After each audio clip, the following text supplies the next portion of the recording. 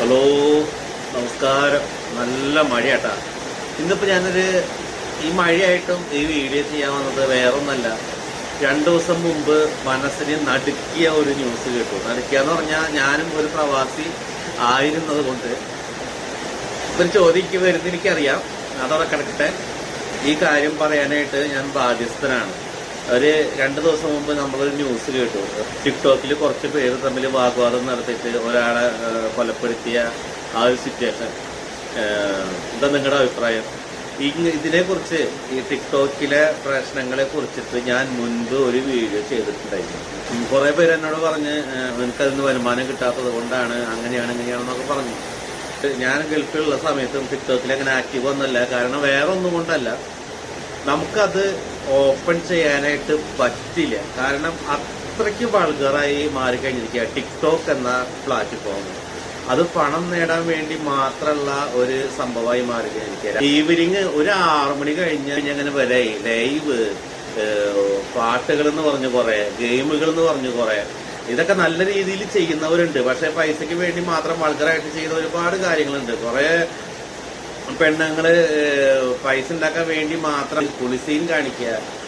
ഓപ്പണായിട്ട് പറയാനട്ടാ, പൈസ ഉണ്ടാക്കാൻ വേണ്ടി മാത്രം ലൈവിൽ വന്ന് കുളിസീൻ കാണിക്കുക. പണ്ടൊക്കെ എന്ന് പറഞ്ഞാൽ ഒരു പ്രൊഫൈൽ ഉണ്ടാക്കണമെന്നുണ്ടെങ്കിൽ നമ്മൾ മുഖം കാണിക്കാതെ വല്ല പുഷ്പങ്ങളുടെയോ ഇലകളുടെയൊക്കെയാണ് പെൺകുട്ടികൾ ഇടാറ്. ഇപ്പൊ അതൊന്നല്ല.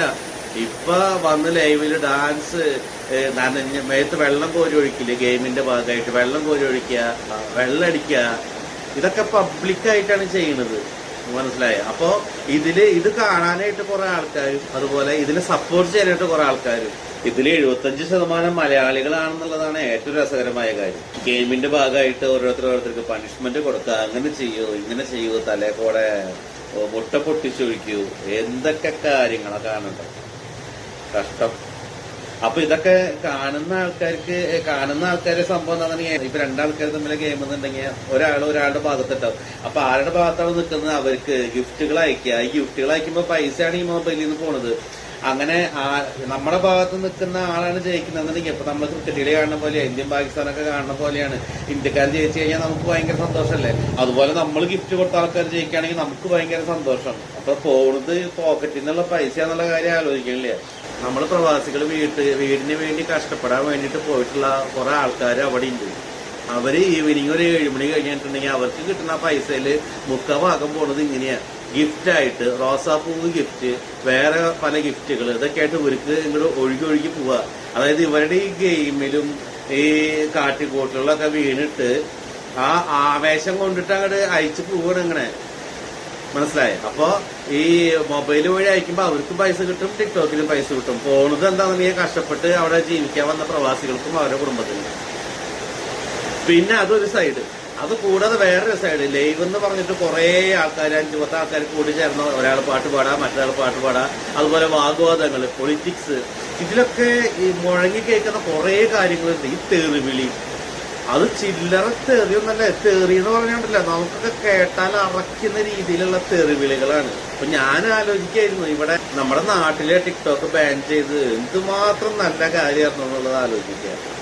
ഇപ്പൊ കണ്ടില്ലേ, ചെറിയ കാരണങ്ങളുടെ പേരില് വഴക്കിടുക, എന്നിട്ട് കുത്തിക്കൊല്ലുക, എന്തൊക്കെയാണ് സംഭവിക്കുന്നത്. അപ്പൊ എനിക്കൊരു കാര്യം പ്രവാസികളോട് പറയാനുള്ളൂ.